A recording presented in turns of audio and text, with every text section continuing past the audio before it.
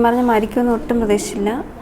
കഴിഞ്ഞ ദിവസം മരിക്കുന്നതിന് രാത്രി പോലും നല്ല രീതിയിലാണ് സംസാരിച്ചത്. ഒരു 8:30 മണി വരെ എന്നോട് സംസാരിച്ചായിരുന്നു.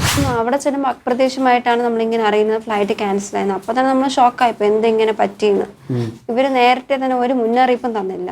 നമുക്കൊരു മെയിൽ അയക്കുകയോ ഒരു മെസ്സേജോ ഒന്നും തന്നില്ല. പക്ഷെ അവർ അവകാശപ്പെടുന്നത് ഞങ്ങളെല്ലാം അറിയിച്ചു. പക്ഷെ നമുക്കൊന്നും കിട്ടിയിട്ടില്ല. അതാ സത്യം.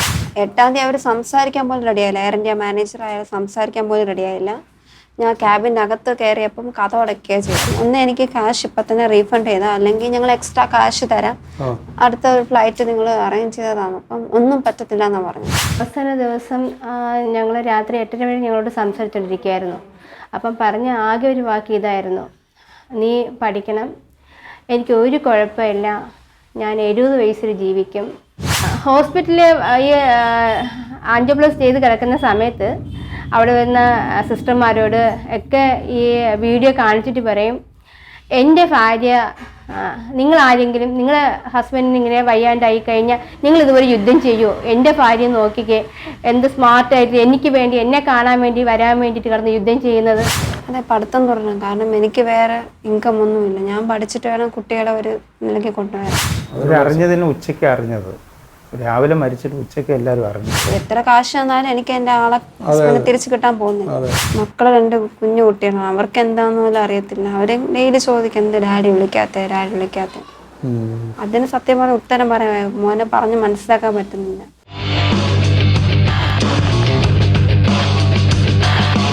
സ്ട്രെയിറ്റ് ലൈനിൽ ഇന്ന് നമ്മളോടൊപ്പമുള്ളത് എയർ ഇന്ത്യ അധികൃതരുടെ അനാസ്ഥ മൂലം നാട്ടിൽ നിന്ന് വരുന്ന പ്രിയതമയെപ്പോലും അവസാനമായി ഒന്ന് കാണാനാകാതെ വിട പറയേണ്ടി വന്ന നമ്പി രാജേഷിൻ്റെ തിരുവനന്തപുരം കരമനയിലുള്ള വീട്ടിലാണ് ഇന്ന് നമ്മളോടൊപ്പം നമ്പി രാജേഷിൻ്റെ ഭാര്യ അമൃത രാജേഷും അമൃതയുടെ അച്ഛൻ ശ്രീ രവിയുമാണുള്ളത്. നമസ്കാരം.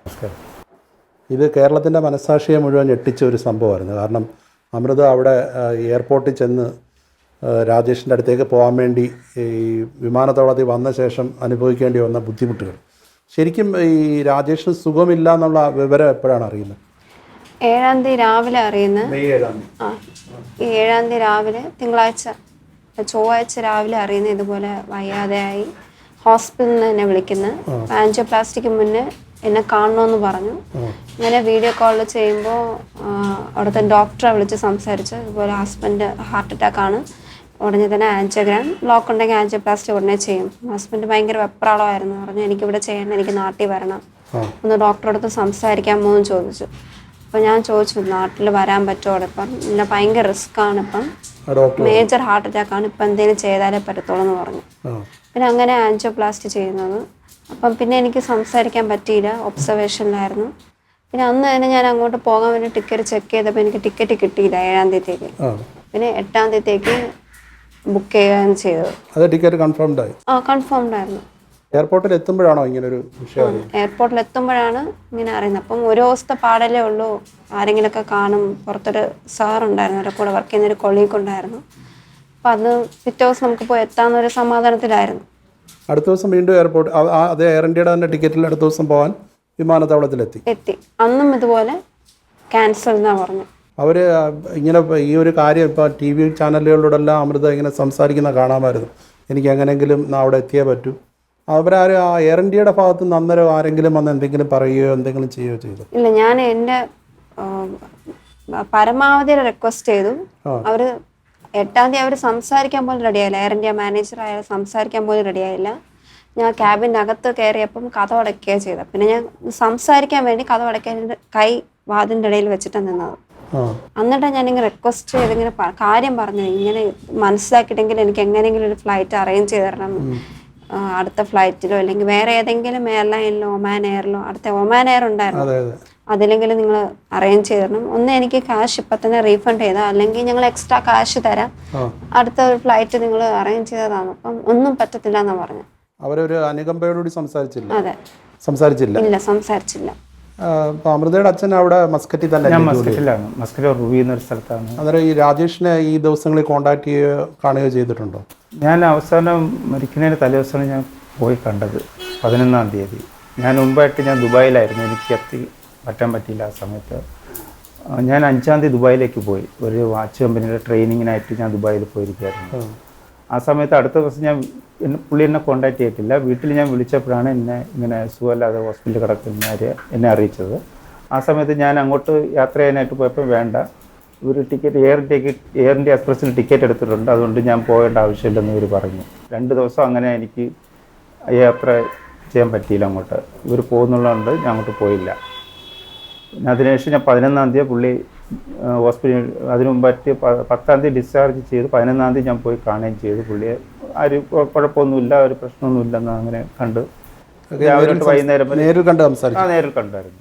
അന്നേരം അദ്ദേഹം എന്താ പറഞ്ഞത്? കുഴപ്പമൊന്നുമില്ല, എല്ലാം ഓക്കെ ആണെന്ന് പറഞ്ഞു. ആൻജിയോപ്ലാസ്റ്റി. അന്നേരം അമൃത നാട്ടിൽ നിന്ന് വരാൻ ശ്രമിക്കുന്നുണ്ടെന്നുള്ള. അപ്പോൾ ഞാൻ 17-ാം തീയതി ഇങ്ങോട്ട് ടിക്കറ്റ് ഉടനെ എടുക്കുകയും ചെയ്തു. നാട്ടിലേക്ക് വന്നിട്ട് ഒരു മാസം റെസ്റ്റ് ഇവിടെ എടുക്കാം. രാജേഷ് ഇവിടെ വന്ന് ഞാൻ അങ്ങനെ ടിക്കറ്റും എല്ലാം അവിടെ വെച്ച് തന്നെ ടിക്കറ്റൊക്കെ ഞങ്ങൾ റെഡി ആക്കി. 17-ാം തീയതി ഇവിടെ വരാനിരിക്കുകയായിരുന്നു. പിന്നീട് ഈ ആൻജിയോപ്ലാസ്റ്റി കഴിഞ്ഞ ശേഷം പിന്നെ എന്താ? അതിനുശേഷം 13-ാം തീയതി തിങ്കളാഴ്ചയാണ് ഞാൻ ഓഫീസിലിരിക്കുന്ന ടൈമിലാണ് എനിക്കൊരു കോൾ വരുന്നുണ്ട്.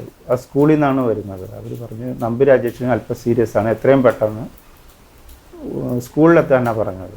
ഞാൻ ഉടനെ തന്നെ 1 മണിക്കൂറിനകത്ത് ഞാൻ സ്കൂളിലെത്തിയപ്പോൾ കുറച്ച് ഓഫീസ് സ്റ്റാഫുകളും അങ്ങനെ ഒരു കൂട്ടം ഉണ്ടായിരുന്നു, ആൾക്കൂട്ടം ഉണ്ടായിരുന്നു. പിന്നെ ആംബുലൻസും പോലീസും അങ്ങനെയുള്ള ഇതൊക്കെ ഉണ്ട്. പിന്നെ അവിടുത്തെ എന്നെ വെയിറ്റ് ചെയ്തിരിക്കുമായിരുന്നു. ഉടനെ റൂം തുറന്ന് എന്നെ കാണിച്ചപ്പോൾ ഇങ്ങനെ ഹീസ് ഡെഡ് എന്ന് അങ്ങനെ പറഞ്ഞു. ശരി, പെട്ടെന്ന് പിന്നെ ഞാൻ ഉടനെ തന്നെ വീട്ടിൽ അറിയിക്കുകയും മറ്റുള്ള കാര്യങ്ങളൊക്കെ ഇറക്കുകയും ചെയ്തു. ഒരുപക്ഷെ അമൃത അവിടെ നേരത്തെ എത്തിയിരുന്നുവെങ്കിൽ അദ്ദേഹത്തെ കൂടുതൽ ശുശ്രൂഷിക്കാനും ഒരുപക്ഷെ ആൻജിയോപ്ലാസ്റ്റി കഴിഞ്ഞ ശേഷം വേണേൽ നാട്ടിലേക്ക് കൊണ്ടുവരാനും കഴിയുമായിരുന്നു. അതെ, ഇത് ആൻജിയോപ്ലാസ്റ്റി കഴിഞ്ഞ ഡോക്ടർ പറഞ്ഞു ഫുൾ റെസ്റ്റ് വേണം, 1 മാസത്തേക്ക് ട്രാവൽ ചെയ്യാൻ പാടില്ലെന്നാ പറഞ്ഞു. അപ്പൊ എനിക്ക് അവിടെ പോകാത്ത കൊണ്ട് ഹസ്ബൻഡ് പറഞ്ഞു, ഇതുപോലെ ഡോക്ടറെ അടുത്ത് പറഞ്ഞു ആരുമില്ല നോക്കാൻ, ഞാൻ അങ്ങോട്ട് പോയാലേ പറ്റത്തുള്ളൂ. അങ്ങനെ ഹസ്ബൻഡ് പറഞ്ഞു ശരി ഓക്കെ, അങ്ങനെയാണെങ്കിൽ ഒരു ഫോളോ അപ്പ് ഉണ്ട് 16-ാം തീയതി, അത് കഴിഞ്ഞ് നാട്ടിലേക്ക് വരാമെന്നാ പറഞ്ഞു. അങ്ങനെ തീരുമാനിച്ചായിരുന്നു. അവിടെ ആരെങ്കിലും അദ്ദേഹത്തെ ഇപ്പോൾ ആൻജിയോപ്ലാസ്റ്റി കഴിഞ്ഞ ശേഷം ഇപ്പോൾ അച്ഛൻ വേറെ ദുബായിലോട്ട് പോയിരുന്നല്ലോ, വേറെ ആരെങ്കിലും സുഹൃത്തുക്കളോ അങ്ങനെ ആരെങ്കിലും? ആരും ഇല്ലായിരുന്നു. ഹോസ്പിറ്റലായിരുന്നപ്പം ജസ്റ്റ് ഒന്ന് എന്താണെന്ന് കാര്യങ്ങളൊക്കെ ഒന്ന് അന്വേഷിക്കാൻ വേണ്ടി ഒരാളുണ്ടായിരുന്നു കൂടെ വർക്ക് ചെയ്യുന്ന, അല്ലാതെ പിന്നെ ആരുമില്ല. റൂമിലൊക്കെ ഒറ്റയ്ക്കായിരുന്നു. ഫുഡൊക്കെ പുറത്തുനിന്ന് മേടിച്ച കഴിച്ചുകൊണ്ടിരുന്നത്. മരിക്കുന്ന തലേന്ന് ഒരു ചായ കുടിക്കാൻ പുറത്തിറങ്ങിയാ പോയി ചായ കുടിച്ചു. അത് ഈ അന്നേരം വരണം അദ്ദേഹം ആവശ്യപ്പെട്ടിരുന്നില്ലേ അമൃത അവിടെ എത്തണം? അതെ, ഞാൻ അവിടെ ഉണ്ടാവണമെന്ന് ആഗ്രഹിച്ചിരുന്നു. ഞാൻ എത്തുമെന്ന് നല്ലൊരു വിശ്വാസം ഉണ്ടായിരുന്നു. അല്ല, ഈ ഒരു കാര്യത്തിൽ ഇപ്പോൾ എയർ ഇന്ത്യ പോലൊരു വലിയ സ്ഥാപനം ഒരു രീതിയിലും ഒരു പരിഗണന തന്നില്ലല്ലോ അല്ലേ? ഇല്ല, അവർ ഒന്ന് കോണ്ടാക്ട് പോലും ചെയ്തില്ല. ആ സമയം ഞങ്ങൾ ഇത്ര റിക്വസ്റ്റ് ചെയ്തിട്ടും ഒരു അഡ്ജസ്റ്റ്മെന്റ് ഒന്നും അവർ ചെയ്തില്ല. ഇപ്പോൾ ഏറ്റവും ഒടുവിൽ ഇപ്പോൾ ഈ ചടങ്ങുകളൊക്കെ കഴിഞ്ഞ ശേഷം എയർ ഇന്ത്യ അധികൃതർ ആരെങ്കിലും ഇവിടെ വരികയോ കോണ്ടാക്ട് ചെയ്യുകയോ ചെയ്തിട്ടുണ്ടോ? ഇല്ല, കഴിഞ്ഞ വ്യാഴാഴ്ച കോണ്ടാക്ട് ചെയ്തായിരുന്നു. എന്ത് പറയുന്നവർ? അന്ന് പറഞ്ഞു ഒരു മെയിൽ ID തന്നിട്ട് പറഞ്ഞു ഇനി എന്തെങ്കിലും ഉണ്ടെങ്കിൽ അവരെ മെയിൽ ചെയ്യണമെന്ന് പറഞ്ഞു. മെയിൽ വഴി കമ്മ്യൂണിക്കേറ്റ് ചെയ്യാൻ പറഞ്ഞു. അങ്ങനെ കമ്മ്യൂണിക്കേറ്റ് ചെയ്തോ? അങ്ങനെ മെയിൽ അയച്ചായിരുന്നു. അവർ ശരിക്കും ഇപ്പോൾ ഒരു പെട്ടെന്ന് ഇപ്പോൾ അമൃതയും 2 കുട്ടികളുമല്ലേ, നിങ്ങളുടെ ഒരു ജീവിതം ഒരു രീതിയിൽ ഒരു അനിശ്ചിതത്വത്തിലാണ് എത്തിച്ചേർന്നിരിക്കുന്നത്. എയർ ഇന്ത്യ ശരിക്കും ഒരു നഷ്ടപരിഹാരം തരേണ്ടതല്ലേ? നിങ്ങൾ തുടർന്നുള്ള കുട്ടികളുടെ പഠനം, അമൃത തന്നെ നഴ്സിംഗ് 2-ാം വർഷത്തിന് പഠിക്കുകയാണ്, അതിന് ആ രീതിയിലുള്ള ഒരു സപ്പോർട്ട് തരേണ്ടതല്ലേ? അതെ, തീർച്ചയായിട്ടും. നമ്മളെന്തെങ്കിലും ഒരു ഡിമാൻഡ് ആവശ്യപ്പെട്ടിട്ടുണ്ടോ? ഇല്ല, അങ്ങനെയൊന്നും ഡിമാൻഡൊന്നും ഞങ്ങൾ ആവശ്യപ്പെട്ടിട്ടില്ല. ഒരു നഷ്ടപരിഹാരമായിട്ട് ഇപ്പം തന്നെ കഴിഞ്ഞ ദിവസം ഒരു ട്രാവൽ ഏജൻസി അസോസിയേഷൻ്റെ പ്രസിഡന്റ് പറഞ്ഞു 1 കോടി രൂപ നഷ്ടപരിഹാരം തരണം. പക്ഷെ അത് തന്നെ വളരെ കുറവാണ് ഈ കാലഘട്ടത്തിൽ. അതിന് മുഖ്യമന്ത്രിയെ കഴിഞ്ഞ ദിവസം കണ്ടിരുന്നില്ലേ? അദ്ദേഹത്തോട് എന്താ പറഞ്ഞത്? അദ്ദേഹത്തിന് നേരിട്ട് കണ്ട് പരാതി കൊടുത്തായിരുന്നു. പരാതി കൊടുത്തപ്പോൾ പറഞ്ഞു ഇത് എയർ ഇന്ത്യ തന്നെ ഒരു ഡിസിഷൻ എടുക്കേണ്ടതാണ്, അവർ തന്നെ നിങ്ങൾക്ക് എന്തെങ്കിലും ചെയ്യേണ്ടതാണ്, എന്തായാലും എയർ ഇന്ത്യയെ ശ്രദ്ധപ്പെടുത്താമെന്ന് പറഞ്ഞു എന്ന് മുഖ്യമന്ത്രി പറഞ്ഞു. ഇനിയിപ്പോൾ ഗവർണറെ കാണുന്നുണ്ടോ? അതെ, കാണുന്നുണ്ട്. ഗവർണർ ഇപ്പോൾ 27-ാം തീയതി ഇവിടെ സ്ഥലത്തുണ്ടാവുള്ളെന്ന എനിക്ക് അറിയാൻ കഴിഞ്ഞത്. ആ സമയത്ത് ഗവർണറെ കാണും. ഇപ്പോൾ പ്രതിപക്ഷ നേതാവ് VD സതീശൻ സാറിനെ കാണണമെന്ന് ആഗ്രഹമുണ്ട്. സതീശൻ സാർ കഴിഞ്ഞ ദിവസം ഇവിടെ വരാമെന്ന് പറഞ്ഞിരുന്നു. പെട്ടെന്ന് പ്രോഗ്രാമത്തിൻ്റെ ചേഞ്ച് ആയിട്ട് പുള്ളിക്ക് വേറെ ഇവിടെ പോയിട്ട് വന്നു. അങ്ങനെയാണ് എനിക്ക് അറിയാൻ കഴിഞ്ഞത്. അമൃതയുടെ സ്വദേശം കരമനയാണ്. രാജേഷിന്റെ ഞാൻ മനസ്സിലാക്കിയെടുത്തോളം മധുരയാണ്. നിങ്ങൾ വിവാഹം കഴിഞ്ഞിട്ട് എത്ര വർഷമായി? 7 വർഷമായി. ഇതിനിടയിൽ ഇപ്പൊ ഏറ്റവും ഒടുവിൽ വന്നത് എപ്പോഴായിരുന്നു? കഴിഞ്ഞ മാസം ഈദിന് ഒരാഴ്ച ഹോളിഡേ ഉണ്ടായിരുന്നു. അതിനെ വന്ന് എന്നിട്ട് വിഷുവിന് രാവിലെ തന്നെ തിരിച്ചു പോയി. വിഷുവിന്റെ അന്നാണ് ഏറ്റവും ഒടുവിൽ വന്നിട്ട് പോയത്. ഇടയ്ക്ക് ഇങ്ങനെ അവധി കിട്ടുമ്പോൾ വരുമായിരുന്നു? ഇടയ്ക്ക് അവധിയുള്ള സമയമൊക്കെ നാട്ടിൽ വരാറുണ്ട്. കാരണം ഞാൻ പഠിക്കുന്നതുകൊണ്ട് എനിക്ക് ലീവ് എടുത്ത് പോകാൻ പറ്റത്തില്ല. മുമ്പൊക്കെ നേരത്തെ പോകുമായിരുന്നു അങ്ങോട്ട്? മുമ്പ് ഞാൻ അവിടെ ആയിരുന്നു. അദ്ദേഹത്തിന്റെ കൂടെ ആയിരുന്നു. കൂടെ ആയിരുന്നു. അപ്പൊ പഠിക്കാൻ വേണ്ടിയിട്ടാണ് ഇങ്ങോട്ട് വന്നത്. ഇപ്പോൾ കല്യാണം കഴിഞ്ഞ് കുറേ കഴിഞ്ഞിട്ടാണ് പഠിത്തത്തിന് അതെ വീണ്ടും അതെ അത് രാജേഷിൻ്റെ നിർബന്ധപ്രകാരമായിരുന്നു. അതെ, ഹസ്ബൻഡ് നിർബന്ധപ്രകാരം പഠിക്കാൻ വന്നു. നഴ്സിങ്ങിനായിരുന്നു അല്ലേ? നഴ്സിംഗ് പഠിക്കാൻ. നമ്മളിന്ന് സംസാരിക്കുന്ന വ്യാഴാഴ്ചയാണ്. ഇന്നലെ ബുധനാഴ്ച അമൃതയുടെ പരീക്ഷയില്ലായിരുന്നു. അതെ, ഇന്നലെ പരീക്ഷ ഉണ്ടായിരുന്നു. അത് അറ്റൻഡ് ചെയ്തോ? അറ്റൻഡ് ചെയ്തു. ഈ ഒരു സാഹചര്യത്തിൽ അതൊക്കെ നന്നായിട്ട് എഴുതാൻ പറ്റിയോ? എഴുതാൻ പറ്റിയില്ല. എന്നാലും എൻ്റെ ഹസ്ബൻഡ് ആഗ്രഹം ഞാൻ എങ്ങനെയെങ്കിലും പഠിച്ച് കംപ്ലീറ്റ് ചെയ്യണമെന്നായിരുന്നു. വയ്യാതിരിക്കും. അവസാനം സംസാരിക്കുമ്പോഴും പറഞ്ഞത് പഠിക്കണമെന്നാണ്. പഠിക്കണമെന്നാണ് പറഞ്ഞത്. നല്ലതായിട്ട് പഠിക്കണം, എക്സാം ഒക്കെ കറക്റ്റായിട്ട് പോയി എഴുതണമെന്നാണ്. സത്യം പറഞ്ഞാൽ മരിക്കുമെന്ന് ഒട്ടും പ്രതീക്ഷിച്ചില്ല. കഴിഞ്ഞ ദിവസം മരിക്കുന്നതിന് രാത്രി പോലും നല്ല രീതിയിലാണ് സംസാരിച്ചത്. ഒരു 8:30 മണി വരെ എന്നോട് സംസാരിച്ചായിരുന്നു. ഈ സത്യം പറഞ്ഞ ഈ പ്രൊസീജിയർ കഴിഞ്ഞാൽ ഒരു മഗ് പോലും എടുക്കാൻ പാടില്ല എന്ന് ഡോക്ടർ പറഞ്ഞു. വെയിറ്റുള്ള സാധനം എടുക്കാൻ പാടില്ല, നല്ല റെസ്റ്റ് വേണം, നന്നായി കടന്നാൽ മാത്രം മതി എന്നാണ് പറഞ്ഞത്. ഇത് ഒരു ഗ്ലാസ് വെള്ളം കൊടുക്കാൻ പോലും ആരുമില്ലായിരുന്നു. വയ്യാന്നൊന്നും പറഞ്ഞ പോലെ അടുത്ത് ആരുമില്ലായിരുന്നു. ആ ഒരു വിഷമം നല്ല രീതിയിലുണ്ട്. നമ്മൾ ഇരുന്നിട്ടും പോകാൻ പറ്റിയില്ലല്ലോ, ആ ഒരു വിഷമം നല്ല രീതിയിലുണ്ട്. എന്തായാലും രാവിലെ നല്ല ബുദ്ധിമുട്ട് കൊണ്ടായിരിക്കും മരിച്ചത്. അപ്പം അടുത്തൊന്നും ആരെങ്കിലും ഉണ്ടായിരുന്നെങ്കിൽ നമ്മളായാലും പെട്ടെന്ന് ഒരു ആംബുലൻസിന് അടുത്തേക്കും കാറിനെ എങ്ങനെ പിടിച്ച് ഹോസ്പിറ്റലിൽ എത്തിക്കുമായിരുന്നു. പിന്നെ റെസ്റ്റ് ഒട്ടും കിട്ടിയിട്ടില്ല. ഒറ്റയ്ക്ക് വീട്ടിൽ നിൽക്കുമ്പോൾ നമ്മളെല്ലാം എല്ലാ കാര്യവും നോക്കേണ്ടത്. അപ്പോൾ അങ്ങനെയൊക്കെ ആയിരിക്കാം പെട്ടെന്ന് ഇങ്ങനെ മരിക്കാൻ സാധ്യത ഉണ്ടായത്.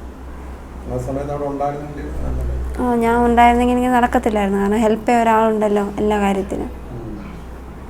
ഇത് മരുന്ന് നിന്ന് ഫുഡ് നിന്ന് എല്ലാം സ്വന്തമായിട്ട് ഓർഡർ ചെയ്ത് പുറത്തുനിന്നൊക്കെ ആയിരുന്നു കഴിക്കുന്നത്. ലൈറ്റായിട്ട് കഞ്ഞി, ഞാൻ ഇവിടെ നിന്ന് പൊടിയരി കഞ്ഞി ഉണ്ടാക്കാൻ വേണ്ടി അരിയൊക്കെ മേടിച്ചിട്ടാണ് പോയത്. പക്ഷെ എത്താൻ പറ്റിയില്ല. ഇപ്പോൾ ഈ 2 വർഷം മുമ്പ് ഈ കോഴ്സിന് ചേർത്തത് പുള്ളിയുടെ ഒരു നിർബന്ധ പ്രകാരമാണ്. അതിന് മുമ്പ് ഇടയ്ക്കൊരു ഗ്യാപ്പ് പഠിത്ത കുട്ടികളെ നോക്കുക എന്നുള്ള രീതിയിലും അതിലേക്ക് വീട്ടിലേക്ക് ഒതുങ്ങുന്ന ഒരവസ്ഥയിലെത്തിയിരുന്നു. രാജേഷ് നിർബന്ധിച്ചാണ് പഠിക്കാൻ. നേഴ്സിംഗ് ആകുമ്പോൾ അവിടെയും ഒക്കെ ജോലി സാധ്യതകൾ അല്ലേ? ജോലി സാധ്യത കൂടുതൽ ഉണ്ടാകുന്നതുകൊണ്ടാണ് അതെടുത്തത്. കുട്ടികളിപ്പോൾ ഏതൊക്കെ പ്രായത്തിലെത്തി? മോൾക്ക് 5.5 വയസ്സായി, ഒരാൾക്ക് 3.5 വയസ്സാണ്. മോള് UKG കഴിഞ്ഞ അടുത്ത് ഫസ്റ്റ് സ്റ്റാൻഡേർഡ്, മോനടുത്ത് LKG. അവരൊക്കെ തിരുവനന്തപുരത്ത് പഠിക്കുകയാണ്. ഇപ്പോൾ അവർക്കൊക്കെ അച്ഛൻ്റെ ഒരു ഇത് കാര്യമായിട്ടുള്ള ഒരു ഓർമ്മയിലെത്തി ഉണ്ടോ? ചോദിക്കുമോ? അച്ഛൻ എന്ന് വെച്ചാൽ സത്യം പറഞ്ഞാൽ എന്നെക്കാളും ഭയങ്കര സ്നേഹം അച്ഛനോടാണ്. അച്ഛൻ വന്നാൽ പിന്നെ ഞങ്ങൾ ആരെയും വേണ്ട, അങ്ങനത്തെ ഭയങ്കര ഇഷ്ടമാണ് കുട്ടികൾക്ക്. പക്ഷെ മോക്ക് മനസ്സിലായി, അന്ന് ഹസ്ബൻഡിനെ കൊണ്ടുവന്നു കർമ്മങ്ങളൊക്കെ ചെയ്തൊക്കെ കണ്ടപ്പോൾ മോക്ക് മനസ്സിലായി ഇനി തിരിച്ചു വരത്തില്ലാന്ന്. പക്ഷെ മോന് അറിയത്തില്ല. മോന് ചോദിക്കുന്നുണ്ട്, എന്ത് ഡാഡി, എന്ത് വീഡിയോ കോളിൽ വിളിക്കുമല്ലോ, എന്തുകൊണ്ട് വിളിക്കുന്നില്ല എന്ന് എപ്പോഴും അന്വേഷിക്കും. വളരെ സ്നേഹസമ്പന്നനായിരുന്നു അല്ലേ അദ്ദേഹത്തിൻ്റെ പ്രകൃതം? എല്ലാവരോടും ഞാൻ മനസ്സിലാക്കിയെടുത്തോളം അടുത്ത് പരിചയപ്പെടുന്നവർക്കെല്ലാം ഇഷ്ടം തോന്നുന്ന അങ്ങനെയായിരുന്നു ഒരു പ്രകൃതക്കാരൻ. അവിടെ ഒരു സ്കൂളിലായിരുന്നു വർക്ക് ചെയ്തത്. അവിടെ ഇന്ത്യൻ സ്കൂൾ വാദി കബീർ എന്ന് പറഞ്ഞ സ്കൂളിലാണ് വർക്ക് ചെയ്തത്. അവിടെ തന്നെ ആയിരുന്നു നേരത്തെ തൊട്ട്? ഓ ശരി. എന്നിട്ട് നാട്ടിൽ വന്ന് വീട് വെക്കണമെന്നൊക്കെ ഉള്ള ആഗ്രഹമില്ലായിരുന്നു? അതെ, ഞങ്ങൾ പഠിച്ചിട്ട് ഞാനും കൂടെ പഠിച്ചിട്ട് ഒരുമിച്ച് വർക്ക് ചെയ്ത് തുടങ്ങിയിട്ട് വീട് വെക്കണമെന്നായിരുന്നു.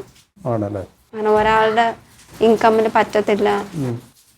വീടെന്നുള്ളൊരു സ്വപ്നം ബാക്കിയാക്കിയാണ് പുള്ളി പോകുന്നത്. ഇപ്പോൾ അന്ന് ഈ രാജേഷിൻ്റെ ബോഡി ഇവിടെ വന്ന ശേഷം എയർ ഇന്ത്യ ഓഫീസിന് മുന്നിൽ പോയി, അത് നമ്മുടെ ഒരു ഗതികേട് കൊണ്ട് നമ്മൾ പോയതാണ് അല്ലേ? അതെ. എന്താണ് അമൃതയുടെ അച്ഛന് പറയാനുള്ളത്? അവിടെ അവർ പറഞ്ഞു, ഞങ്ങളുടെ ഇതൊരു ബന്ധമില്ലെന്നാണ് പറഞ്ഞു. ഞങ്ങൾ എയർ ഇന്ത്യ എക്സ്പ്രസ്സായിട്ടൊരു ബന്ധമില്ല, നിങ്ങൾ മേലെ നേരിട്ട് സംസാരിച്ചിട്ട് നിങ്ങളെ അറിയിക്കാമെന്നാണ് പറഞ്ഞത്. അങ്ങനെയാണ് അന്ന് വൈകുന്നേരം ഡൽഹിയിൽ നിന്നൊരു കോൾ വന്നത്, എയർ ഇന്ത്യ ഓഫീസിൽ നിന്നാണ്. അങ്ങനെ മോളടുത്ത് സംസാരിച്ചതെന്ന്. അങ്ങനെയാണ് ഇമെയിൽ ഐ ഡി അതിലിട്ട് കോൺടാക്ട് ചെയ്താൽ മതി എന്ന് പറഞ്ഞു. ഇപ്പോൾ എത്ര ദിവസമായി? നിങ്ങൾക്ക് എന്തെങ്കിലും ആവശ്യം ഉണ്ടെങ്കിൽ ഇമെയിൽ ചെയ്യാൻ പറഞ്ഞു. ഇമെയിൽ അയച്ചിട്ട് എത്ര ദിവസമായി? ഇമെയിൽ അയച്ചിട്ട് അതിനൊരു റിപ്ലൈ വന്നില്ലല്ലോ? അല്ല, ഇപ്പോൾ എയർ ഇന്ത്യയുടെ ഉദ്യോഗസ്ഥർ കേരളത്തിലുണ്ടല്ലോ, അവരാരെ നേരിട്ട് വന്ന് ഒരനുശോചനം അറിയിക്കുകയോ അങ്ങനെയുള്ള ഒന്നും ചെയ്തിട്ടില്ല? അങ്ങനെ ഒന്നും ഉണ്ടായിട്ടില്ല ഇതുവരെയ്ക്ക്. അവരുടെ ഭാഗത്തു നിന്നൊരു ഇത് പ്രതീക്ഷിക്കുന്നുണ്ടോ? പ്രതീക്ഷിക്കുന്നുണ്ട്. ഉണ്ട്. കാരണം ഇവരിപ്പം നേരത്തെ പറഞ്ഞ കണക്ക് അവർ ഉത്തരവാദികളാണോ എന്നൊക്കെ അവർ ഒരു മുടന്തൻ ന്യായങ്ങൾ പറയും. അതെ. കേരളത്തിൽ ഇതുപോലുള്ള ഇത്തരം സംഭവങ്ങൾ വളരെ അപൂർവമാണെങ്കിലും ഇത് വിമാനത്തിൽ ടിക്കറ്റ് എടുത്ത് നമ്മൾ യാത്ര പോകാൻ വേണ്ടി ഒരു അത്യാവശ്യ കാര്യത്തിനാണ്, ഇതിനെക്കാട്ടി വലിയൊരു അത്യാവശ്യം വേറെയില്ല. ഇങ്ങനെ ഉള്ള ആൾക്കാരോട് ഈ ഒരു പെരുമാറ്റം ഉണ്ടാകുമ്പോൾ എന്ത് പറയാൻ പറ്റുന്നതിൽ? നമ്മൾ സത്യം പറഞ്ഞാൽ ഇങ്ങനെ ഒന്നും എക്സ്പെക്ട് ചെയ്തിട്ടല്ല. നമ്മൾ ഇന്ന് പോകും, 12 മണിയോടെ അവിടെ എത്തും, നമ്മൾ ആരെയും വിളിക്കാനൊന്നും വരത്തില്ല, നമ്മൾ തന്നെ സ്വന്തമായിട്ട് ഹോസ്പിറ്റലിൽ പോകണം, ബസ്സിൽ പോകാം, അങ്ങനെ പ്ലാൻ ചെയ്ത് പോവായിരുന്നു. അപ്പം അവിടെ ചെല്ലുമ്പോൾ അപ്രതീക്ഷിതമായിട്ടാണ് നമ്മളിങ്ങനെ അറിയുന്നത് ഫ്ലൈറ്റ് ക്യാൻസൽ ആയിരുന്നു. അപ്പോൾ തന്നെ നമ്മൾ ഷോക്കായിപ്പോൾ എന്തിങ്ങനെ പറ്റിയെന്ന്. ഇവർ നേരത്തെ തന്നെ ഒരു മുന്നറിയിപ്പും തന്നില്ല, നമുക്കൊരു മെയിൽ അയക്കുകയോ ഒരു മെസ്സേജോ ഒന്നും തന്നില്ല. പക്ഷെ അവർ അവകാശപ്പെടുന്നത് ഞങ്ങളെല്ലാം അറിയിച്ചു, പക്ഷെ നമുക്കൊന്നും കിട്ടിയിട്ടില്ല, അതാ സത്യം. ഇത് കൊച്ചിന്നല്ലേ പോകുന്നത്? അല്ല, ഇവിടെ തിരുവനന്തപുരത്ത് തന്നെയായിരുന്നു. ശരി. അത് സാധാരണഗതിയിൽ ഇങ്ങനെ വിമാനം മുടങ്ങുകയാണെങ്കിൽ തലേന്ന് രാത്രിയിലും ഒക്കെ ഇവർ മെസ്സേജ് അയക്കില്ല, ടിക്കറ്റ് എടുക്കുമ്പോൾ നമ്മുടെ നമ്പർ അവരുടെ കയ്യിലുണ്ട്. എന്നിട്ട് പിറ്റേ ദിവസം അവർ ടിക്കറ്റ് തന്നു വിടുകയും, പക്ഷെ പിറ്റേ ദിവസം രാവിലെ ഇതുപോലെ ക്യാൻസൽ. അന്നെങ്കിലും തലേന്ന് അവർ രാത്രി എന്തെങ്കിലും ഒരു മെസ്സേജോ എന്തെങ്കിലും ഫോൺ കോളോ എന്തെങ്കിലും വിളിച്ച് പറയുകയാണെങ്കിൽ നമുക്ക് അന്ന് രാത്രി വേറെ ഏതെങ്കിലും ഫ്ലൈറ്റിൽ അറേഞ്ച് ചെയ്യായിരുന്നു, എയർലൈനിൽ അറേഞ്ച് ചെയ്യായിരുന്നു. പക്ഷെ അതും ഒരു ഇൻഫർമേഷനും തന്നില്ല. 9-ാം തീയതി അവിടെ ചെന്നിട്ട് സത്യം പറഞ്ഞ് എന്താ ചെയ്യാന്ന് അറിയാത്തൊരവസ്ഥയായിരുന്നു. വേറെ ഒരു എയർലൈനിൽ കണക്ഷൻ ഫ്ലൈറ്റ് പോലും ഇല്ലായിരുന്നു. അടുപ്പിച്ച് 3 ദിവസത്തേക്ക് ഒരിടത്തും ഫ്ലൈറ്റ് ഇല്ല. എത്ര രൂപ കൊടുത്ത് ബുക്ക് ചെയ്ത് പോകുന്ന ഫ്ലൈറ്റ് ഇല്ലാന്ന് പറയുന്നത്. അന്നത്തേക്ക് ഫ്ലൈറ്റേ ഇല്ല, എല്ലാം അടുപ്പിച്ചിങ്ങനെ ക്യാൻസൽ ആയതുകൊണ്ട് എല്ലാവരും നേരത്തെ ബുക്ക് ചെയ്ത് വേറെ എയർലൈനും എല്ലാം ഫുള്ളായിരുന്നു. അവസാന ദിവസം ഞങ്ങൾ രാത്രി 8:30 വരെ ഞങ്ങളോട് സംസാരിച്ചുകൊണ്ടിരിക്കുകയായിരുന്നു. അപ്പം പറഞ്ഞ ആകെ ഒരു വാക്ക് ഇതായിരുന്നു, നീ പഠിക്കണം, എനിക്ക് ഒരു കുഴപ്പമില്ല, ഞാൻ 70 വയസ്സിൽ ജീവിക്കും, എൻ്റെ കുഞ്ഞിൻ്റെ കല്യാണം കഴിഞ്ഞിട്ടേ പോകത്തുള്ളൂ എന്നൊക്കെ പറഞ്ഞ അവസാനമായിട്ട് മോൾ പഠിക്കാണ്ട് സംസാരിച്ചുകൊണ്ടിരിക്കുകയായിരുന്നു. അപ്പോൾ എന്നെ പറ്റി നീ ഒന്നും ആലോചിക്കേണ്ട, ഞാൻ ഹെൽത്തിയാണ്, നീ ചെന്ന് പഠിക്കുമെന്ന് പറഞ്ഞ് ഫോൺ കട്ട് ചെയ്തിട്ടേ പോയത്. അത് ഞങ്ങൾക്ക് വല്ലാത്ത അവസാന ഒരു വാക്ക്. അത് കേട്ട് ഞങ്ങൾ ഏറ്റവും കൂടുതൽ വിഷമം കാരണം ഇത്രയും വയസ്സ് വരെ ജീവിച്ചിരിക്കും എന്നുള്ള മനസ്സിലൊരു ഉറപ്പും പെട്ടെന്ന് ഇങ്ങനെ എങ്ങനെ സംഭവിച്ചു ഞങ്ങൾക്ക് അറിയത്തില്ല. ഒരു ജീവൻ പോയത്, നമ്മുടെ സാന്നിധ്യം ആ സമയം ഉണ്ടായിരുന്നെങ്കിൽ ഒരിക്കലും ഒരു വൈകായി വന്ന ആ നിമിഷം ഞങ്ങൾ ഹോസ്പിറ്റലിൽ കൊണ്ടുപോകുമായിരുന്നു. അപ്പം അത് മോക്ക് അവിടെ ചെന്ന് കയറാനുള്ള ഭാഗ്യം മോക്കില്ല. അത് എന്ത് പറയാൻ, അത് എയർപോർട്ടിൽ ഞങ്ങൾ എയർപോർട്ടിൽ ചെന്നിട്ട് 2ാമത്തെ ദിവസം എയർപോർട്ടിൽ ചെന്നിട്ട് ഞങ്ങൾ ഇതുപോലെ പറയുകയാണ്, ഇതുപോലെ ഇങ്ങോട്ട് വരാൻ പറ്റുന്നില്ല, തിരിച്ച് പോവേണ്. അപ്പോൾ ആ സമയം പറഞ്ഞ് മോക്ക് 7 മണിക്ക് ബസ്സുണ്ട്, അന്ന് മോക്ക് എക്സാമാണ്. 6:45 ഞങ്ങൾ എയർപോർട്ടിൽ നിൽക്കുകയാണ്. പെട്ടെന്ന് നിങ്ങൾ നേരെ എന്നെപ്പറ്റി വേറെ ഒന്നും നിങ്ങൾ ചിന്തിക്കേണ്ട, മര്യാദയ്ക്ക് കുഞ്ഞിനെ കൊണ്ട് എക്സാം എഴുതാനായിട്ട് കോളേജിൽ കൊണ്ട് ആക്കി കൊടുക്കാൻ എന്നോട് പറഞ്ഞായിരുന്നു. ആ സെക്കൻഡ് തന്നെ ഞങ്ങൾ അവിടെ നിന്ന് ഇറങ്ങി. എന്ന് വെച്ചാൽ വേറെ സംസാരിക്കാൻ കാര്യമില്ല. എന്ന് വെച്ചാൽ ഇങ്ങനെ അവർ ഒരു നിമിഷം കൊണ്ട് ക്യാൻസലായിപ്പോയി എന്ന് അവർ പറഞ്ഞ് ഞങ്ങൾ ടിക്കറ്റും ക്യാൻസൽ ചെയ്ത് തന്ന സമയത്ത് നമുക്ക് ആരോട് എന്ത് സംസാരിക്കാൻ. അങ്ങനെ ഞങ്ങൾ എന്ത് വെച്ചാൽ ഒന്നുമില്ലെങ്കിൽ കുഞ്ഞ് എക്സാമെങ്കിലും എഴുതട്ടെ എന്ന് പറഞ്ഞ് ആ സെക്കൻഡിൽ ഞങ്ങൾ എന്ത് ചെയ്തു, അപ്പോൾ തന്നെ അവിടെ നിന്ന് വിട്ട് നേരെ യൂണിഫോം ഇടുന്നൊരു ടൈം മാത്രമേ ഉള്ളൂ. വരുന്ന വൈകി ഞാൻ കോളേജിൽ ടീച്ചറിനെ വിളിച്ച് പറഞ്ഞു, അവരൊന്ന് വന്നോട്ടെ മോളെ എക്സാം ചെയ്തിട്ട്, അല്ലെങ്കിൽ നീ അടുത്ത പ്രാവശ്യം എല്ലാം ഇരട്ടി ചെയ്യേണ്ടി വരും. അങ്ങനെ പെട്ടെന്ന് 7 മണിയായ സമയത്ത് ഞാൻ PRSൻ്റെ ഫ്രണ്ടിൽ ബസ്സിൽ കൊണ്ട് കയറ്റി, മോള് കയറിക്കൊള്ളൂ എന്ന് പറഞ്ഞു. അങ്ങനെ ആ ഫുഡൊന്നും കഴിച്ചില്ല. അപ്പോൾ ടീച്ചറിന് അതൊന്നും പ്രശ്നമില്ല, ഞങ്ങൾ വാങ്ങിക്കൊടുത്തോളാം എന്ന് പറഞ്ഞു. അങ്ങനെ സ്കോളിൽ എന്ന് വെച്ചാൽ അവൻ്റെ ഒരൊറ്റ ആഗ്രഹം കാനഡയിൽ പോയി സെറ്റിൽ ചെയ്യണം എന്നുള്ളതായിരുന്നു. മോളിപ്പം BSc നേഴ്സിംഗ് പഠിക്കുന്ന കുട്ടിയാണല്ലോ. പോയി വെച്ചാൽ ആദ്യം മോളെ പറഞ്ഞു വിട്ട ശേഷം ബാക്കിൽ കൂടെ ഞാനും കുഞ്ഞുങ്ങളായിട്ട് വരാം. പണ്ടേ ഉള്ളൊരു ആഗ്രഹമായിരുന്നു കാനഡയിൽ പോയി സെറ്റിൽ ആവണം എന്നുള്ളത്. അത് ഭയങ്കര ഒരു ആഗ്രഹം. അത് മോക്ക് അതും ഒരാഗ്രഹം നിറവേറാനും പറ്റിയില്ല. കുഞ്ഞുങ്ങളുടെ ഭാവി അത് ആ കുട്ടികളും തീരെ കുഞ്ഞുങ്ങളല്ലേ, അവർക്കും അച്ഛന്നുള്ള വിളിച്ച് കൊതി പോലും തീർന്നിട്ടില്ല. ഇപ്പോൾ പോലും അച്ഛൻ എവിടെയും ചോദിച്ചാൽ അച്ഛൻ അമ്പലത്തിൽ പോയിരിക്കുന്നു, സ്വാമിയുടെ അടുത്ത് പോയിരിക്കുന്നു, അങ്ങനെയൊക്കെ എന്ന് പറഞ്ഞാൽ ആ കർമ്മം ചെയ്യുന്ന സമയത്ത് കുഞ്ഞിനെ കൊണ്ട് പോയുണ്ട് അവൻ പറയുന്ന വെച്ചത് അമ്പലത്തിൽ പോയിരിക്കുകയാണ്, ഡാഡി അമ്പലത്തിൽ പോയി, അങ്ങനെയാണ് ഞങ്ങളടുത്ത് പറയുന്നത്. ഹോസ്പിറ്റലിൽ ഈ ആൻജിയോപ്ലാസ്റ്റി ചെയ്ത് കിടക്കുന്ന സമയത്ത് അവിടെ വരുന്ന സിസ്റ്റർമാരോട് ഒക്കെ ഈ വീഡിയോ കാണിച്ചിട്ട് പറയും, എൻ്റെ ഭാര്യ, നിങ്ങളാരെങ്കിലും നിങ്ങളെ ഹസ്ബൻഡിന് ഇങ്ങനെ വയ്യാണ്ടായി കഴിഞ്ഞാൽ നിങ്ങൾ ഇതുപോലെ യുദ്ധം ചെയ്യുമോ? എൻ്റെ ഭാര്യ നോക്കിക്കേ എന്ത് സ്മാർട്ടായിട്ട് എനിക്ക് വേണ്ടി എന്നെ കാണാൻ വേണ്ടി വരാൻ വേണ്ടിയിട്ട് കിടന്ന് യുദ്ധം ചെയ്യുന്നത്. എൻ്റെ ഭാര്യ അത്രയും എനിക്ക് വേണ്ടിയിട്ടാണല്ലോ ഇത്രയും ചെയ്ത് നിന്നിട്ട് ഭാര്യയ്ക്ക് വരാൻ പറ്റില്ലല്ലോ എന്ന് പറഞ്ഞ് ഭാര്യയെക്കുറിച്ച്, അതായത് മോളെക്കുറിച്ച് കുറേ പുകഴ്ത്തി അവിടെ ഇരിക്കുന്ന സിസ്റ്റർമാരടുത്തൊക്കെ പറഞ്ഞു ഈ വീഡിയോ കാണിച്ചിട്ട്. ആ സമയത്ത് പോകാൻ പറ്റാത്തതിൻ്റെ ഒരു ഇതാ മോൾ കാണിച്ചത്. ഞാൻ പോലും സംസാരിക്കുന്നില്ല, ഏറ്റവും കൂടുതൽ സംസാരിച്ച മോളാണ്. അപ്പം അതെല്ലാം കൂടെ ഞങ്ങൾക്കായപ്പം അടുത്ത് ചെന്ന് സത്യം ഡോക്ടർ പറഞ്ഞു വെച്ചാൽ ഒരാളുടെ സാമീപ്യം വേണമെന്നാണ് പറഞ്ഞത്. ഒരു ഗ്ലാസ് വെള്ളം പോലും ആരെങ്കിലും എടുത്ത് കൊടുക്കാൻ പറഞ്ഞു. അവിടെ ആരുമില്ല, ഫുഡ് വരെ പുറത്തുനിന്ന് ഓർഡർ ചെയ്ത് കഴിക്കുന്നത്. ഇങ്ങനെയൊക്കെയായിരുന്നു സംഭവം. ഇപ്പോൾ എയർ ഇന്ത്യയുടെ ഈ അവസ്ഥ എന്ന് പറഞ്ഞാൽ ഇത് സാധാരണ സാങ്കേതിക തകരാറ് കൊണ്ടൊക്കെ ചിലപ്പോൾ വിമാനം വൈകിയ റദ്ദാക്കുകയൊക്കെ ചെയ്യും. പക്ഷേ ഇതല്ലല്ലോ, അത് പകരം സംവിധാനം ഏർപ്പെടുത്തും. ഇതിപ്പോൾ ജീവനക്കാരുടെ ഭാഗത്തു നിന്നുള്ള വീഴ്ച കൊണ്ടാണ് അവർക്ക് ഈ സമരത്തിലേക്ക് പോയത്. അത് പക്ഷേ മാനേജ്മെന്റ് ഉത്തരവാദികളാണ്. അതെ സാർ, അല്ലേ? അതെ. അത് ഇവിടെ മാത്രമല്ല സാർ, ഇപ്പോൾ ഇവിടെ എയർ ഇന്ത്യയുടെ ഓഫീസിൽ നിന്ന് മസ്കറ്റിലും ഇതേപോലെയുള്ള ഈ സ്റ്റാഫുകൾ വളരെ മോശമായിട്ടാണ് പെരുമാറുന്നത് നമ്മുടെ അടുത്തൊക്കെ. എയർ ഇന്ത്യയുടെ എയർ ഇന്ത്യ എക്സ്പ്രസിന്റെ കൗണ്ടറിലൊക്കെ പോയി വളരെ മോശമായിട്ടാണ് പെരുമാറ്റം. പക്ഷെ മറ്റുള്ള എയർലൈൻസിൽ അങ്ങനത്തെ ഒരു ഇതുണ്ടാവില്ല, വളരെ നല്ല പെരുമാറ്റമാണ്. ഇപ്പോൾ എമിറേറ്റ്സ് ആയാലും മറ്റുള്ള ഇൻഡിഗോ ആയാലും വളരെ നല്ല രീതിയിലാണ് നമ്മൾ പെരുമാറ്റമല്ല. ഇത് വളരെ ഞങ്ങളൊക്കെ വിചാരിച്ചിരുന്ന പ്രവാസികളായിട്ടുള്ള ആൾക്കാർക്ക് എല്ലാം ഇതേ അനുഭവമാണ് ഉള്ളത്. മസ്കറ്റിലുള്ള എല്ലാ പ്രവാസികൾക്കും ഇതേ അനുഭവമാണ്. അപ്പോൾ അതെന്ന് പറഞ്ഞാൽ മറ്റുള്ള അവർ വേറെ ആശ്രയിക്കുക വേറെ എയർലൈൻസ് ഇല്ല. മസ്കറ്റ് ടു ട്രിവാൻഡ്രം വരാനായിട്ട് വേറെ എയർലൈൻസ് ഇല്ല. ഇൻഡിഗോ ഉണ്ടെന്ന് സ്റ്റോപ്പ് ചെയ്തു. ഇപ്പോൾ air India express Oman air വീണ്ടും പുനഃസ്ഥാപിച്ചത്. നേരത്തെ ഒമാൻ എയറും ഇല്ലായിരുന്നു. അപ്പോൾ ഇതിൻ്റെ മറ്റുള്ള എയർലൈൻസിനെ കൊണ്ട് ചാർജും കൂടുതൽ എയർ ഇന്ത്യ എക്സ്പ്രസ്സാണ് മേടിക്കുന്നത്. ഈ പെരുമാറ്റം ഞങ്ങളടുത്ത് കാണിക്കുന്നത് അവരെ ആശ്രയിക്കേണ്ടി വരുന്നു എന്നുള്ളത് ഒരു അവസരമായിട്ട് കാണാം. അതെ അതെ.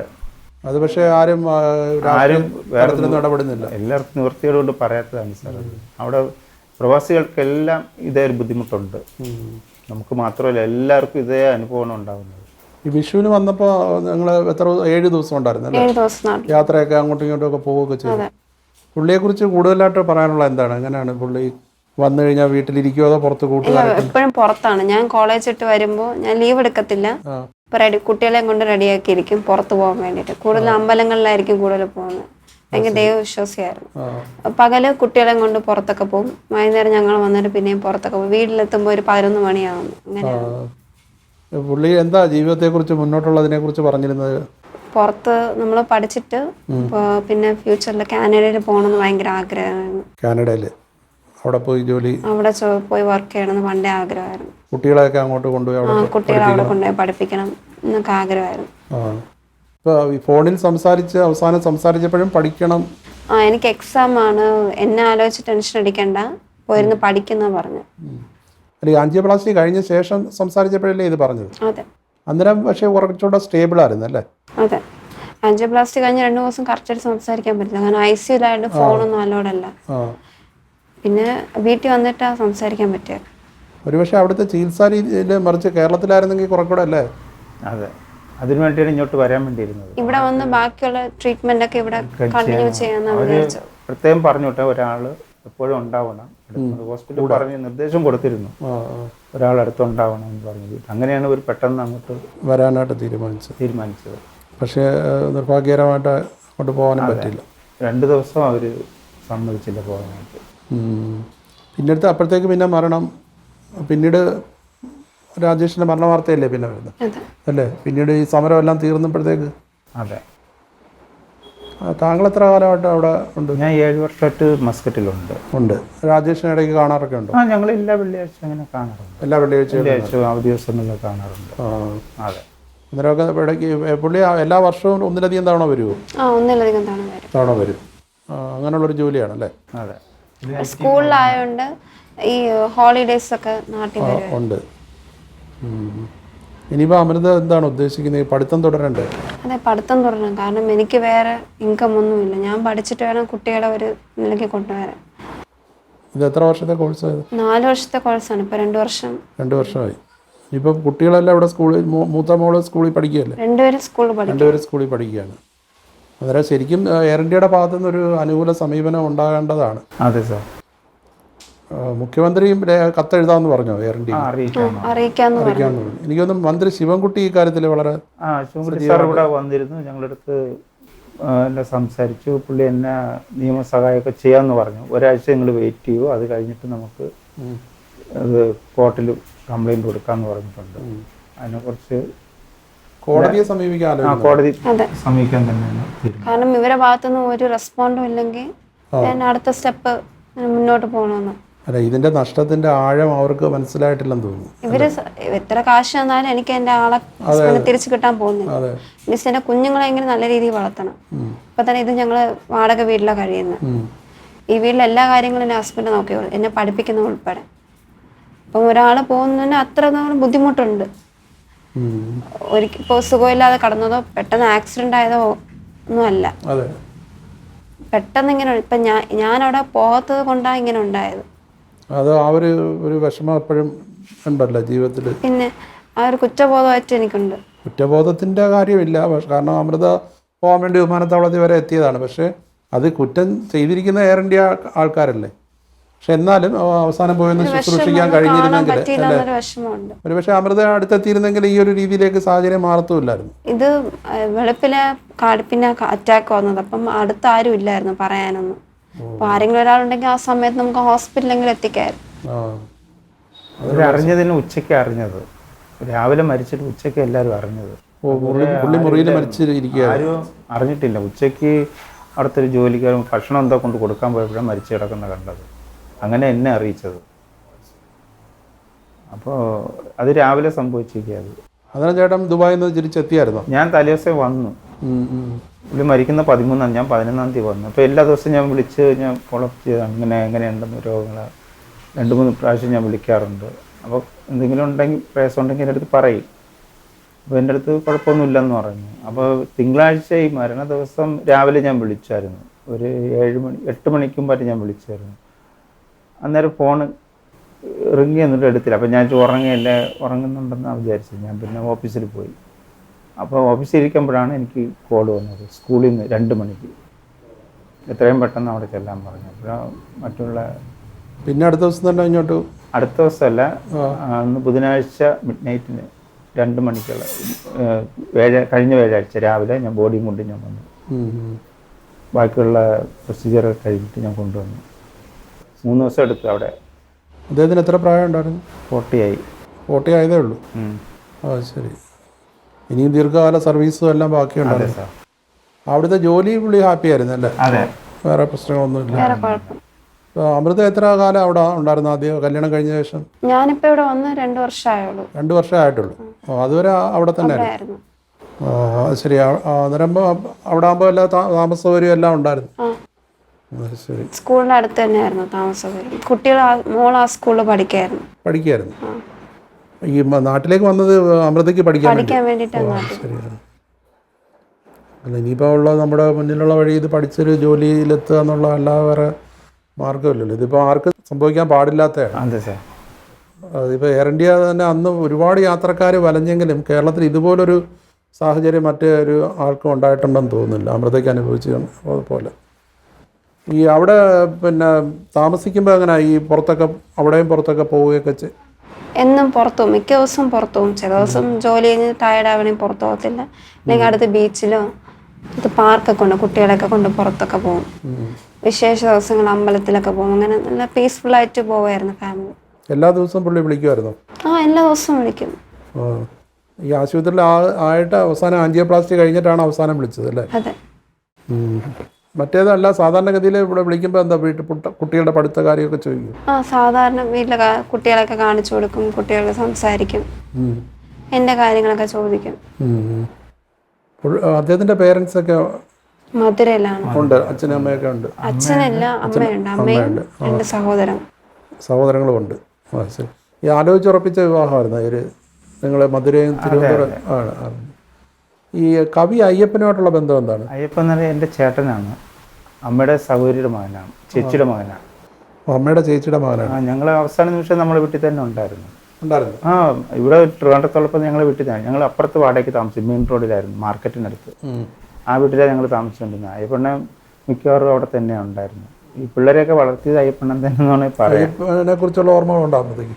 അതെ, ഞാൻ 6ൽ പഠിക്കുമ്പോഴാണ് വല്യച്ഛൻ പോയത്. ഇതുവരെ ഞങ്ങളെ കൂടെ ആയിരുന്നു. അദ്ദേഹം കവിത എഴുതുമെന്നൊക്കെ അറിയാമായിരുന്നു. അപ്പം അതിങ്ങനെ വലിയ ഇതില്ല. നമ്മള് വല്യച്ഛൻ അങ്ങനെ. മലയാളത്തിലെ ഒരു വലിയ കവിയായിരുന്നു അത്. കാരണം എനിക്കൊക്കെ വളരെ അടുത്ത പരിചയം ഉണ്ടായിരുന്നു. ആ ഒരു പിന്നെ അമൃതയ്ക്ക് അങ്ങനെയുള്ള എന്തെങ്കിലും എഴുത്തോ അങ്ങനെയുള്ള എന്തെങ്കിലും ഉണ്ടോ? ഇല്ല, ഞങ്ങൾ വരയ്ക്കും. ഞാനും അനിയത്തിയും നന്നായിട്ട് വരയ്ക്കും. അങ്ങനെ എഴുത്ത് അങ്ങനെയൊന്നും. അല്ല, അനിയത്തിയാണുള്ളത് അല്ലേ?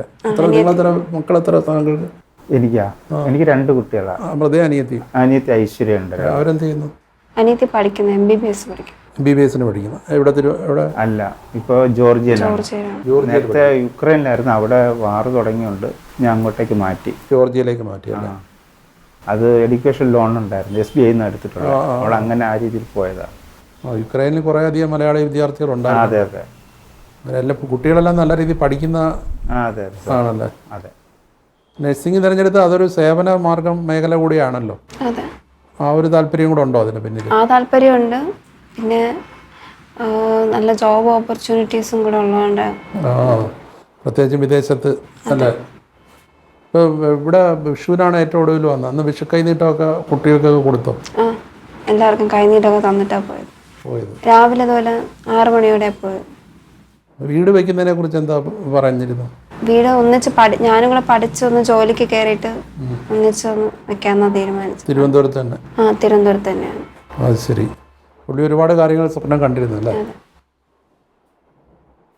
ഇപ്പം നിങ്ങൾ ഇവിടെ വന്ന ശേഷം പിന്നെ ഈ യാത്രകളോ വല്ലതും ദൂര യാത്രകളോ വല്ലതും പോയിട്ടുണ്ടോ? വരുമ്പോഴൊക്കെ എപ്പോഴും മധുരയിലായിരിക്കും പോകുന്നത്. അവിടെ അമ്മയെ കാണാനൊക്കെ അല്ലേ? അവിടെ അടുത്ത അമ്പലങ്ങളിലൊക്കെ പോകും. അത് ശരി. ഇനിയിപ്പം ഈ എയർ ഇന്ത്യയുടെ ഭാഗത്തുനിന്ന് ഒരു അനുകൂല നിലപാടുണ്ടായില്ലേ നമ്മൾ കോടതിയിലേക്ക് പോകാം? തീർച്ചയായിട്ടും കോടതിയിൽ പോകാൻ തന്നെ ഇരിക്കുന്നത്.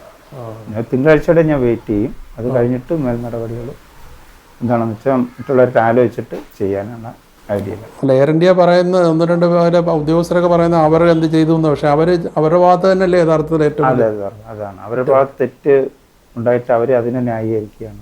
അവരൊന്നും ഇതുവരെയൊന്നും പറഞ്ഞിട്ടില്ല ഞങ്ങളുടെ അടുത്ത്. മുഖ്യമന്ത്രി എന്താ ചോദിച്ചു അമൃതയോട്? കാര്യം അറിഞ്ഞെന്ന് പറഞ്ഞു. അപ്പം ലെറ്റർ കൊടുത്തപ്പോഴത്തേനും ഇതുപോലെ ഇത് എയർ ഇന്ത്യ അത് തീരുമാനം എടുക്കേണ്ടത്, എയർ ഇന്ത്യ എന്തായാലും അറിയിക്കാമെന്ന് പറഞ്ഞു. അതാ പറഞ്ഞു. പക്ഷെ ഗവർണർക്കും കുറെ കൂടെ ഇക്കാര്യത്തിൽ ഇടപെടാൻ പറ്റും. അതെ സാർ. അതെ, ഗവർണറെ കാണാൻ വേണ്ടി ഇരിക്കുകയാണ്. 27-ാം തീയതി കാണാൻ പറ്റുമെന്നാണ് എൻ്റെ വിശ്വാസം. അദ്ദേഹം വോട്ട് ചെയ്യാനായിട്ട് എന്തോ ഡൽഹിയിൽ. അതെ. അപ്പോൾ ഞാൻ ഇന്നലെ കാണാൻ വേണ്ടി ഇരുന്നാണ്. അപ്പോൾ ഗവർണർ സ്ഥലത്ത് ഇല്ലെന്നാണ് അറിഞ്ഞത്. ഇല്ല, സ്ഥലത്ത് ഡൽഹിയിൽ വോട്ട് ചെയ്യാനായിട്ട് എന്തോ പോയിരിക്കുക. അങ്ങനെ എന്തോ ആണ്. 27-ാം തീയതി വന്നിട്ട് ഞാൻ ഗവർണറെ കാണും. ശിവൻകുട്ടിയുടെ മണ്ഡലം ഇതല്ലേ? ശിവൻകുട്ടി സാറിൻ്റെ മണ്ഡലം ഇത്. അദ്ദേഹം പക്ഷേ വളരെ സാറ് കൂടെ വന്ന് വളരെ എൻ്റേതായിട്ടാണ് നമ്മുടെ കുടുംബത്തെ എല്ലാവരും മേയർ വന്നിരുന്നു. മേയർ ഹസ്ബൻഡും വന്നിരുന്നു. അവരൊക്കെ അരമണിക്കൂറോളം ഇവിടെ ഉണ്ടായിരുന്നു. പിന്നെ വന്നിട്ടുള്ള കോൺഗ്രസിൻ്റെ VS ശിവകുമാർ സാർ വന്നിരുന്നു. പിന്നെ ശബരിനാഥ് വന്നിരുന്നു. അവരൊക്കെ ഞങ്ങളെ ആശ്വസിപ്പിച്ചിട്ടാണ് പോയിട്ടുള്ളത്.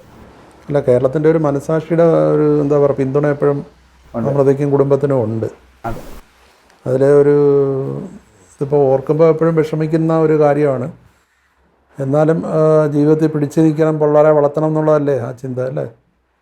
പിടിച്ചു നിന്നേ പറ്റത്തുള്ളൂ. കാരണം മക്കളെ 2 കുഞ്ഞു കുട്ടികളാണ്. അവർക്ക് എന്താണെന്ന് പോലും അറിയത്തില്ല. അവരെ ഡെയിലി ചോദിക്കും എന്ത് ഡാഡി വിളിക്കാത്ത. അതിന് സത്യം പറഞ്ഞ ഉത്തരം പറയാൻ മോനെ പറഞ്ഞ് മനസ്സിലാക്കാൻ പറ്റുന്നില്ല. പ്രത്യേകിച്ച് ഇദ്ദേഹം വളരെ സ്നേഹസമ്പന്നനായ ഒരാളാകുമ്പോൾ നമുക്ക് ആ ഒരു വിഷമം പറഞ്ഞറിയിക്കാൻ പറ്റില്ല. അതെ. വേറെ നിങ്ങളൊത്തുള്ള ജീവിതത്തിൽ എന്തെങ്കിലും ഓർക്കുന്ന കാര്യങ്ങൾ പറയാൻ പറ്റുന്ന എന്തെങ്കിലും ഉണ്ടോ? എവിടെയെങ്കിലും പോകുന്നു പുള്ളി പറഞ്ഞിരുന്ന കാര്യങ്ങളും? ഞങ്ങൾ ലീവ് കിട്ടുമ്പോഴൊക്കെ ഹസ്ബൻഡ് എപ്പോഴും പറയുന്നത് നമ്മളെല്ലാവരും ഒന്നിച്ച് ജീവിക്കണം എന്ന് പറയുന്നത്. ഞാൻ ഇങ്ങോട്ട് 2 വർഷം വന്നപ്പം നമ്മളെ ഫാമിലിയൊക്കെ ഒത്തിരി മിസ് ചെയ്യുമായിരുന്നു. അപ്പം എപ്പോഴും പറയുന്നത് നമ്മൾ 4 പേരും ഒരുമിച്ച് ജീവിക്കണമെന്ന് എപ്പോഴും പറയുന്നു. അപ്പം പെട്ടെന്ന് പഠിച്ചിട്ട് അങ്ങോട്ട് വരണം, നമുക്ക് അവിടെ നിന്ന് ഇങ്ങനെ കാനഡയിലോട്ട് പോകാനൊക്കെ നമുക്ക് നോക്കാം, ഫ്യൂച്ചറിനെ പറ്റി എപ്പോഴും പറയുന്നു. അദ്ദേഹത്തിനും കാനഡയിലേക്ക് വരണമെന്ന് ആലോചന ഉണ്ടായിരുന്നു. ഒരുമിച്ച് അവിടെ പോകണമെന്നായിരുന്നു. അമൃത ഇവിടെ വന്ന ശേഷം പിന്നെ ഗൾഫിൽ നിന്ന് വന്ന ശേഷം പിന്നെ തിരിച്ചു പോയിട്ടുണ്ടോ? പോയിട്ടുണ്ട്. ഉണ്ട്. കഴിഞ്ഞ ഓണത്തിനൊക്കെ അവിടെയായിരുന്നു. അവിടെയായിരുന്നു. ശരി. അവിടെ എന്താ പറയുന്നത്, അവിടുത്തെ സംഘടനകളൊക്കെ നടത്തുന്ന ഓണാഘോഷ പരിപാടികളിലൊക്കെ പങ്കെടുക്കും? ഞങ്ങളെ വീട്ടില് എല്ലാം വീട്. പുള്ളിക്ക് എപ്പോഴും കുടുംബത്തോടൊപ്പം ഇരിക്കുക, ഫാമിലിയോടെ സ്പെൻഡ് ചെയ്യുന്നതാണ് ഭയങ്കര. അങ്ങനെ വീട്ടില് ചെറിയ രീതിയിൽ അത്തമൊക്കെ ഇട്ട് ഫുഡൊക്കെ ഉണ്ടാക്കി അങ്ങനെ വീട്ടിലായിരുന്നു സ്പെൻഡ് ചെയ്തത്. അനുജത്തി ജോർജിയയിൽ തന്നെയാണോ? ജോർജിയയിൽ തന്നെ. അവിടെ ഇനി ഇപ്പോൾ എത്ര വർഷമുണ്ട് കോഴ്സ്? ഇനി 1.5 വർഷം കൂടെ ഉണ്ടല്ലേ? ഈ യുക്രൈനിൽ നിന്ന് മാറിയത് ഒരു അതേ ഇയറിൽ തന്നെ മാറ്റാം? അതെ, അങ്ങനെ കണ്ടിന്യൂഷൻ അങ്ങനെയാണ്. അവിടെ 4 വർഷം അവിടെ ആയിരുന്നു. അത് ശരി. അമൃത എവിടെ പഠിച്ചിരുന്നതൊക്കെ? സ്കൂൾ? ഞാൻ ഓക്സ്ഫോർഡിലാണ് പഠിച്ചത്, കല്ലാട്ടമുക്ക്. ഇപ്പം ഈ നഴ്സിംഗ് PRS കോളേജിൽ.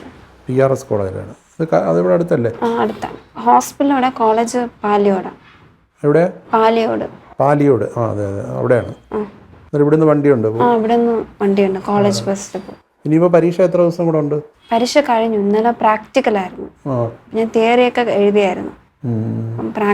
അപ്പം അവിടുത്തെ ടീച്ചേഴ്സൊക്കെ വിളിച്ചു പറഞ്ഞു പ്രാക്ടിക്കൽ എഴുതാതിരിക്കില്ല, ഞാൻ അടുത്ത വർഷം ഒന്നുകൂടെ തിയറി പ്രാക്ടിക്കൽ ഒരുമിച്ച് എഴുതേണ്ടി വരും. അതുകൊണ്ടാ പോയി അറ്റൻഡ് ഒരു നന്നായിട്ട് അറ്റൻഡ് ചെയ്യാൻ പറ്റി. എനിക്ക് പറ്റുന്ന രീതിയിലൊക്കെ ഒന്നും പ്രിപ്പയർ ചെയ്തില്ല, ആ ഒരു മാനസികാവസ്ഥയിലല്ലായിരുന്നു. പറ്റുന്ന രീതിയിൽ പോയി എഴുതിയിട്ടൊന്നും. അപ്പോൾ മനസ്സ് എപ്പോഴും ഈ ഒരു ചിന്തയേ ഉള്ളല്ലോ. രാജേഷ് എന്ന് പറയുന്ന വസതി നമുക്ക് പോലും ഒരാൾ കണ്ടിട്ടില്ലെങ്കിൽ പോലും നമ്മുടെ ഉള്ളിൽ പോലും ഒരു വിങ്ങലുണ്ട്. കാരണം അദ്ദേഹത്തിന് ഇങ്ങനെ ഒരു സംഭവം ഉണ്ടായത്. അത് പക്ഷേ എയർ ഇന്ത്യയുടെ ഭാഗത്തുനിന്ന് ഇക്കാര്യത്തിലൊരു വളരെ ഇപ്പോൾ ആരോ ആവശ്യപ്പെട്ട പോലെ 1 കോടിയൊന്നുമല്ല, ശരിക്കും കുട്ടികളുടെ മുഴുവൻ വിദ്യാഭ്യാസ ചെലവും അമൃതയുടെ വിദ്യാഭ്യാസ ചെലവൊക്കെ ഏറ്റെടുക്കേണ്ടതാണ്. ആ രീതിയിലുള്ളൊരു സമീപനം അവരുടെ ഭാഗത്ത് ഉണ്ടായാൽ നല്ലതായിരുന്നു. അവരുടെ ചെയർമാനൊക്കെ കത്തയച്ചിട്ടുണ്ടോ? ചെയർമാൻ കത്തയച്ചിട്ടില്ല. ഇല്ല. അങ്ങോട്ട് ഇല്ല. നമ്മൾ അവർ തന്ന മെയിൽ ഐ ഡിയിൽ ഒരു കത്തയച്ചു. അതിലെന്താ പറയുന്നത് ശരിക്കും? അതിൽ ഞാൻ നടന്ന കാര്യങ്ങൾ അത്ര ഞാൻ പറയുന്നുണ്ട്. ടിക്കറ്റും അറ്റാച്ച് ചെയ്ത് അങ്ങനെ അയച്ചു. എന്നിട്ട് ഞാൻ പറഞ്ഞു ഇതിനു വേണ്ടി എനിക്ക് അവിടെ പോകാൻ കഴിയാത്തതുകൊണ്ടാണ് എൻ്റെ ഹസ്ബൻഡ് നഷ്ടപ്പെടുത്തത്, അതുകൊണ്ട് എനിക്ക് അതിനുള്ള കോമ്പൻസേഷൻ തരണമെന്ന് ഞാൻ അയച്ചായിരുന്നു. അതെ, അതിപ്പോൾ അമൃതയുടെ മാത്രം കാര്യമല്ല, ഇനി ഇങ്ങനൊരു സംഭവം ഉണ്ടാകാതിരിക്കാനും അല്ലേ? അതെ, സമൂഹത്തിൽ വേറൊരാൾക്ക് ഇങ്ങനൊരു അവസ്ഥ ഉണ്ടാകാതിരിക്കാൻ അവർ ചെയ്യേണ്ടതാണത്. പ്രത്യേകിച്ച് ഇപ്പോൾ എയർ ഇന്ത്യയുടെ സ്വകാര്യ മാനേജ്മെൻ്റ് ആണല്ലോ, മറ്റേ ടാറ്റയാണല്ലോ. ടാറ്റ ഏറ്റെടുത്തതിന് ശേഷം നമ്മളൊക്കെ വിചാരിച്ചു കുറച്ച് ബെറ്റർ ആവുന്നു, മാറ്റം ഉണ്ടാവുന്ന വിചാരിച്ചത്. അതിനെക്കാട്ടി ഇപ്പം നേരത്തെ വളരെ മോശം. അപ്പം പെരുമാറ്റത്തിൽ മാറ്റമൊന്നും ഉണ്ടായിട്ടില്ല. അവരുടെ ഗൾഫിൽ നിന്ന് ഇങ്ങനെ വന്ന് നാട്ടിൽ സെറ്റിൽ ചെയ്യണമെന്നെല്ലാം വല്ലപ്പോഴും എപ്പോഴെങ്കിലും പുള്ളി പറഞ്ഞിട്ടുണ്ടോ? ഉണ്ട്. പുള്ളിക്ക് നാടെന്ന് പറഞ്ഞാൽ നാട് ഭയങ്കര ഇഷ്ടമായിരുന്നു. നാട്ടിലൊരു വീട്ട് വാങ്ങണമെന്നും പറഞ്ഞിട്ടുണ്ട്. നാട്ടിൽ നമ്മൾ കാനഡയിൽ പോവുകയാണെങ്കിലും ഫുള്ള് അവിടെ സെറ്റിൽ ആവണമെന്നല്ല, അവിടെ കുറച്ച് ദിവസം വർക്ക് ചെയ്തിട്ട് നാട്ടിൽ തന്നെ സെറ്റിൽ ആവണമെന്നാണ് പറഞ്ഞത്. നാട്ടിൽ വന്ന് വീടൊക്കെ വെച്ച് താമസിക്കണം എന്നുള്ളത്. അമ്പലങ്ങളിലൊക്കെ പോകണം. വലിയ ഈശ്വര വിശ്വാസിയാണ്. അത് ശരി. നമ്പി രാജേഷ് എന്നല്ലേ ശരിക്കും? നമ്പി രാജേഷ്. എന്തായാലും ഇത് എയർ ഇന്ത്യയെ സംബന്ധിച്ചിടത്തോളം ഇത് ടാറ്റ പോലൊരു വലിയ സ്ഥാപനം ഏറ്റെടുത്ത ശേഷം ഇങ്ങനൊരു സംഭവം ഉണ്ടായത് വളരെ നിർഭാഗ്യകരമാണ്.